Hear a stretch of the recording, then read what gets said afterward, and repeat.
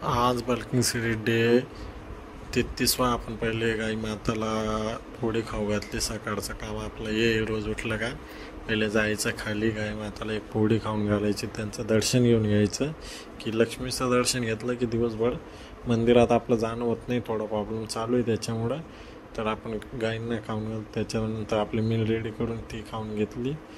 त्याच्यात डोसेज आज बी बनवले होते मम्मीने आपल्या नाश्त्यासाठी, मग ते करून खाऊन घेतलं, एक नंबर वाटलं। त्याच्यानंतर साईटवर गेलो आणि तिथून येऊन आपली मील रेडी करायला बसलो। मील रेडी करून ओट्स आणि केळी घेतल्या, त्यांच्यात दूध बीट टाकून घेतलं आणि आज एकदम मस्त वाटत होतं। तर आपल्या आजी बी गावावरून आली तर ती भाजी सोबत होती, मेथीची भाजी माझ्यासाठी आवडते त्याच्यामुळं। त्याच्यानंतर गेलो आपण जिमला।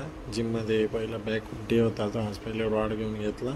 रॉडचे फेलियरपर्यंत 3 सेट मारून घेतले, एकदम फेलियरपर्यंत लाईक वेटवर एकदम मस्त वाटलं ते। एकदम बॅक तो एकदम टाईट बटरफ्लाय झाली होती। 3 सेट ते घेतले, एकदम फेलियरपर्यंत गेले।